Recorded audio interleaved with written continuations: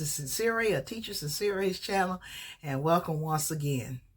Well, it's been a minute, like they say, but I'm back. It's been a month, and I'm currently reading 3 books, but I am not going to talk about them tonight. I'm recording this on Friday night, okay, after a busy day of work, after teaching, and so I want to talk about 2 books that I read when I was a young person.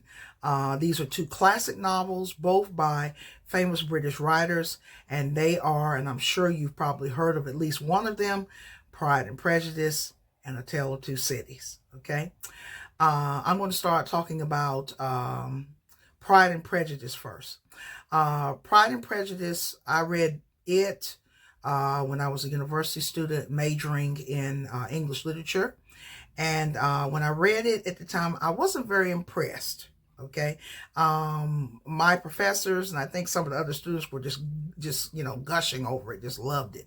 But myself, I was like, I was like, I was like, it's okay, but I just wasn't interested. I just had not reached the maturity back then and knew how to appreciate this kind of material. So even though I was an English major, but I found the book kind of boring, and I didn't care about it. And but I decided about 4 years ago that I was going to do a reread of it, okay, and see what did I think about it at age either 59 or 60, okay. So I read Pride and Prejudice probably when I was probably about, and I had to, was assigned my university classes, probably I was about 20 years old, maybe something like that. Maybe about 20 years old. Okay. Might have been 21. And so, like I said, I just wasn't very impressed with it. But I read it, about 4 years ago, and I just absolutely fell in love with it. Pride and Prejudice was written by Jane Austen in the early 1800s. It's what is called a novel of manners. And a novel of manners deals with like the customs, the values, and the culture of like the different levels in British society, different social classes, okay? And the novel centers around Elizabeth Bennet and Mr. Darcy. Elizabeth Bennet is a young woman. She has several sisters, and her family, they live on an estate out in the country, and her father's her father's more serious, and the mother's really flitty-flighty and frivolous. And her father's sort of long-suffering, okay? He has put up with the frivolous wife. Elizabeth is a much more serious type, sort of wise type. But the novel, the one who is prejudiced in the novel is her, and the one who is prideful is Mr. Darcy.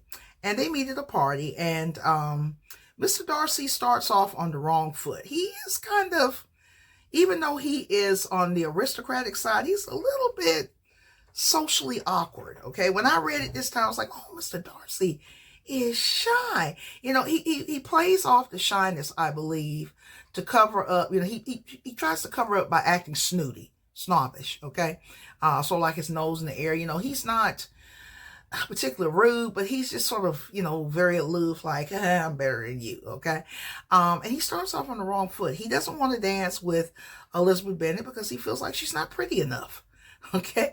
And Elizabeth is sort of plays it off like, it doesn't bother me. But, it really affected her, and she decides, I don't like Mr. Darcy. I just don't like it. So these two start off on the wrong foot. They don't like each other. They do not like each other. They have some little confrontations, not violent, of course, okay? Not with British people, okay? Not like that. It's not violent, okay? But they don't particularly like each other. But you see the evolution of the relationship, and there are, other cast of characters in the novel, and her sisters and all that. So I just really fell in love with Pride and Prejudice, so much so that, and I don't have a copy with me. I've showed you the copy. The one I had was I think it was probably Bantam Classics, and mine just fell apart. After I read it, I just got got rid of it and put it in the book recycling bin that's not too far from my house. So I just fell in love with Jane Austen, the Pride and Prejudice, the wit, the language, reading about that particular culture at that time, British country culture, aristocracy and gentry and all that. And, it was really interesting. And I just liked it so much that I decided that I was going to get her complete novels. Okay. Her all of her novels. Okay. And, so what I did, I read the synopsis of all of her novels, and I ended up ordering this used from Abe Books, okay? The complete, all of her novels, Jane Austen, okay? And it has Pride and Prejudice, Sense and Sensibility, Mansfield Park, Emma, Northanger Abbey, Persuasion, and Lady Susan, okay? So all of the synopsis, all the stories seem really interesting. So I said, wow, I want to read all of her books, okay? So I got this complete. It's very thick. And, it's, the cover itself may not look very impressive, but what I really liked was inside, it has this little black and white artwork like this. This is Sense and Sensibility. And I just love that. These little old fashioned drawings you see in these books from like the 1800s. Yeah. Sense and Sensibility. And, I just fell in love with, Pride and Prejudice, so much so, and I was so surprised of my impression of it. Yeah, this is from Pride and Prejudice. Okay, so the Pride is Mr. Darcy, prideful. Okay, and the Prejudice is Elizabeth Bennet. Okay, she develops a prejudice, dislike toward him because he started off on the wrong foot. He didn't want to dance with her. He didn't feel like she was pretty enough. Okay. So I'm really looking forward to reading more of her books. And I also already had a copy of Emma, her book Emma. This is a Barnes & Noble's classic, and I don't remember when I got it. Okay. But this is Emma right here. I saw a number of years ago, over 10 years ago, the movie about Jane Austen's life, Becoming Jane, and I really loved it. But I have to admit, I have not seen not one version of Pride and Prejudice. Okay, I need to go and look at some of the versions. I really do. I just haven't. I don't know why I haven't looked at that since I really liked the book, that I haven't taken the time to look at any movie versions of the book. So next I want to talk about was Charles Dickens' A Tale of Two Cities. I read A Tale of Two Cities probably in either the 10th or 11th grade at my high school. And I was taking advanced or college preparatory classes, and it was not an easy book, okay? I was intrigued by the storyline, but the language in Pride in A Tale of Two Cities, I did not like. It was so difficult, particularly his sentence structure, Charles Dickens' sentence structure. He wrote this book as a serial. Okay, it was published over a period of time, and he wrote after Jane Austen. Jane Austen wrote in the early 1800s, and she died young, whereas he wrote more in the middle of the century. So Pride and Prejudice, A Tale of Two Cities, I keep going back to Pride and Prejudice. A Tale of Two Cities is the story, it's a historical novel, and it's the story of basically it's a complex story. It centers around Charles Darnay and Sidney Carton. Charles Darnay is a French nobleman who has turned his back on his social background. He doesn't want to be a part of the people who are oppressing the poor in France. He's a Frenchman.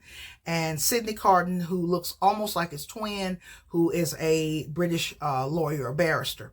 And they love the same woman, okay? Lucy Manette.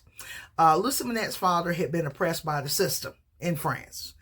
He was a doctor, and he fell afoul of Charles Darnay's relatives, and he ended up doing a long time in prison in the Bastille, which was a notorious prison in France during that time, during the late 1700s. And like I said, when I read it as a teenager, I was very intrigued by the storyline, but I didn't like the language. So reading it again about 4 years ago, I have to admit that I liked it much more. The language, of course, was not as difficult. His sentence structure, I do find, is very complex at times. One sentence might take up almost half a page. Okay, he wrote very complex sentences. But I enjoyed it. Of course, Pride and Prejudice is my favorite of the two, but I would still recommend it. And then I still have my old copy. This is from the television version that came out in 1980. Starring Chris Sarandon, playing the two characters, Sidney Carton and Charles Darnay. And there was another version made like 9 years later in 1980, and it was on Masterpiece Theater. There's been several versions of it. I just happened to, when I was looking on YouTube before I started making my video, I noticed on YouTube that there was a version made, I guess, in the late 1950s, maybe, starring the British actor Dirk Bogarde. So I haven't seen that version. And there's an old version, what was his name? Ronald Coleman, that was made, I think, back in the 30s, late 1930s, or maybe early 1940s. So I've seen this version, okay, which I really enjoyed. And I also enjoyed the version that was put out by Masterpiece Theater back in 9 years after this one. This one was put out in 1980, the year I graduated from high school. And I still like it. I still like it very much. A Tale of Two Cities. And I recommend that if you love classics, to read these two classics, these two giants of British literature. I want to start reading more of Dickens. I've only read 2 of his novels, A Tale of Two Cities and Great Expectations. So I'd really like to go back and read more of his works.